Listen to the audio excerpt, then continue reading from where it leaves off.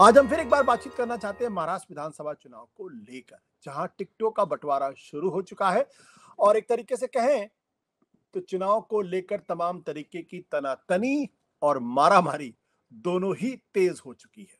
जहां महाराष्ट्र विकास अघाड़ी, जिसके बारे में ये लगातार आशंका जताई जा रही थी कि उनके बीच में टिकटों को लेकर काफी मारामारी हो सकती है, कम से कम अभी तक जब मैं आपसे बातचीत कर रहा हूं तब तक की जानकारी के मुताबिक उनके बीच में टिकटों का बंटवारा काफी स्मूथ तरीके से हुआ है। जिन कांग्रेस और शिवसेना के बीच में झगड़े की बातचीत आ रही थी, अब जो फॉर्मूला है उसको कह सकते हैं 85 का फॉर्मूला। यानी शिवसेना उद्धव ठाकरे की, कांग्रेस पार्टी और एनसीपी शरद पवार, इन तीनों ने आपस में 85 सीट बांटने का फैसला किया है। यानी कुल मिलाकर 255 सीटों पर सहमति बन गई है। 288 सीटें हैं, यानी 33 सीटों पर अभी सहमति बनना थोड़ा दूर की बात है और ये कहा जा रहा है कि उसके बारे में भी जल्दी से जल्दी सहमति बन जाएगी। लेकिन इस बीच में एक बड़ा सवाल खड़ा हो गया है। बड़ा सवाल इस बात को लेकर यह है कि अगर आप लोकसभा चुनाव के स्ट्राइक रेट को देखें तो आप चौंक जाएंगे और फिर आप ये सवाल खड़ा करेंगे कि दरअसल शिवसेना उद्धव ठाकरे को इतनी सीटें क्यों मिलनी चाहिए। लोकसभा के चुनाव पर अगर आप ध्यान से नजर डालें तो भारतीय जनता पार्टी को 28 सीटों पर चुनाव लड़ी थी, 9 पर उसको कामयाबी मिली थी, उसका स्ट्राइक रेट सिर्फ 32% था। शिवसेना शिंदे 15 सीटों पर चुनाव लड़ी थी, 7 सीटें जीती थी, उसका स्ट्राइक रेट 47% था।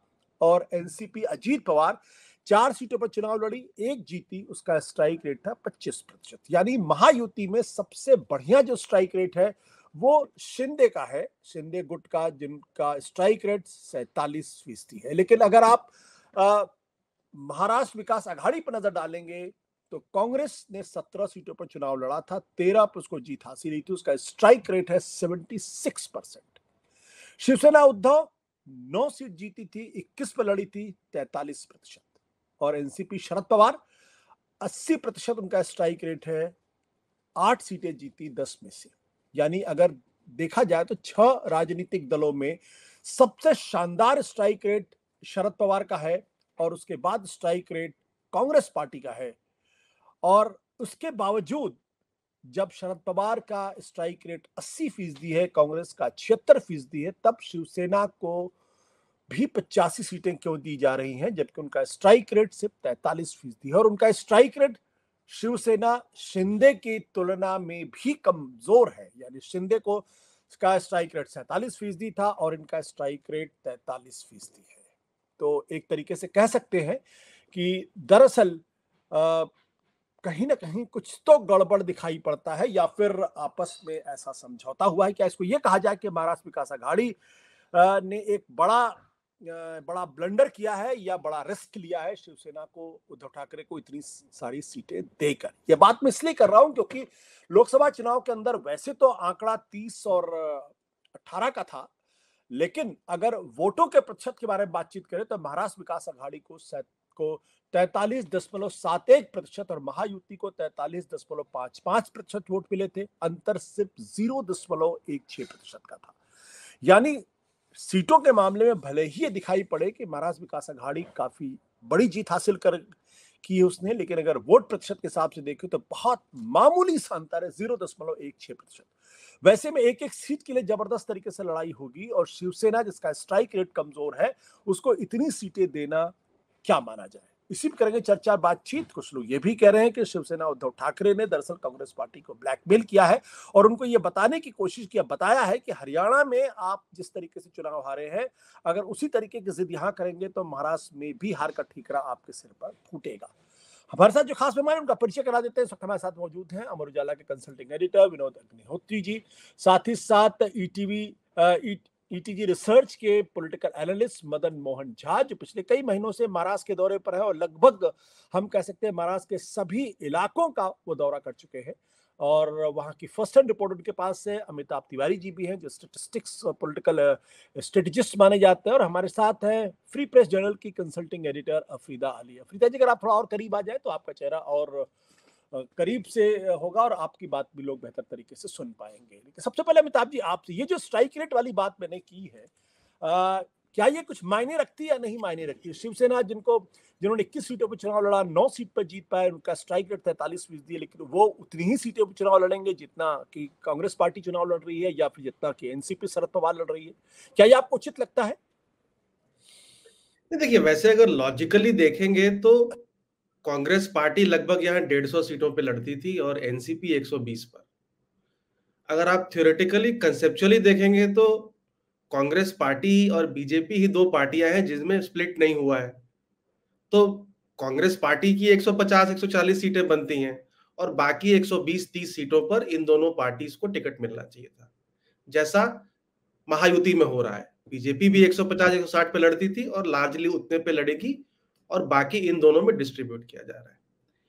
लेकिन कहीं ना कहीं जो लीडर्स हैं, अब चुनाव प्रेसिडेंशियल स्टाइल भी होता है, तो जो लीडर्स हैं वो उद्धव ठाकरे, शरद पवार के सामने कांग्रेस के जो लीडर्स हैं कहीं ना कहीं छोटे कद के हैं। मैं ये नहीं कह रहा हूं कि वो बड़े लीडर्स नहीं है, लेकिन comparatively they are considered of a lesser stature state wide than these two leaders. तो लीडर्स उनके पास है।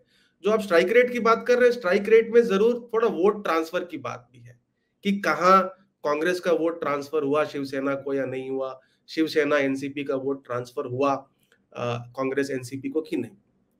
लेकिन अगर आप महाराष्ट्र तो पहले एक राज्य नहीं है, 6 राज्य हैं लगभग, ये 6 राज्य हैं, 6 रीजन से 6 राज्य। हम हरियाणा भी देख रहे हैं कि भाई वोट शेयर सेम है, कैसे सीटों में इतनी तब्दीली हो गई, क्योंकि वहां भी 6 रीजन्स थे।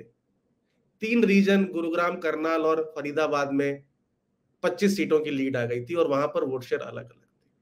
तो शिवसेना का जो पॉकेट ऑफ इन्फ्लुएंस है वो लार्जली आपका मुंबई और थाने कोंकण रीजन है, जिसमें 75 सीटें हैं, लगभग बराबर बराबर। अब थाने कोंकण अगर आप लोकसभा भी देखेंगे तो उसमें एनडीए को बढ़त थी, क्योंकि वहां पर एकनाथ शिंदे का होल्ड है, और मुंबई में एमवीए को लीड थी क्योंकि वहां पर शिवसेना का होल्ड है। लेकिन उतना बड़ा लीड नहीं है, क्योंकि बॉम्बे में भी हिस्टोरिकली कांग्रेस बीजेपी का अच्छा होल्ड है, because it's an urban area, और कांग्रेस का भी होल्ड है।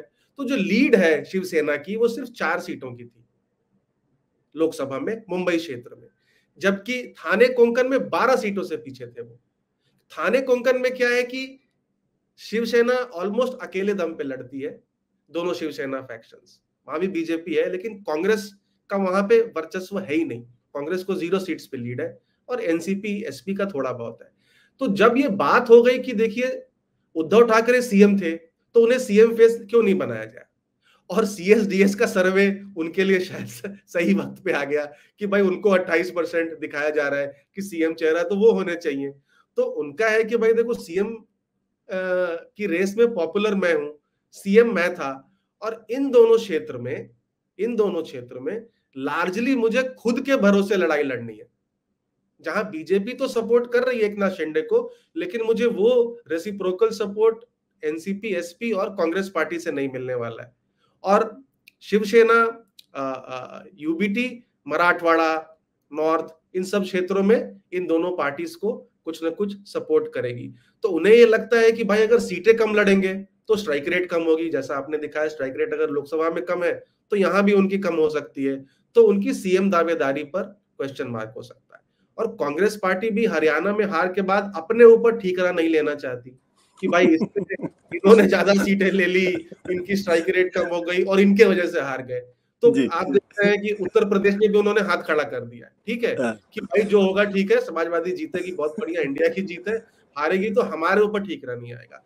तो ये भी एक उनको डर है, क्योंकि नेशनल मीडिया में सबने कांग्रेस पार्टी की इतनी बचाई, अगर आप कह सकते हैं एक तरह से, तो सेफ खेल रहे हो, लेकिन कैडर इससे संतुष्ट नहीं। अगर आप आज 65 सीटों की बात करें जो शिवसेना ने अनाउंस कर दी है, उसमें से 15 सीटें अनडिवाइडेड शिवसेना कभी जीती ही नहीं है ना। उन्होंने विदर्भ में से भी 7-8 सीटों में अनाउंसमेंट कर दिए।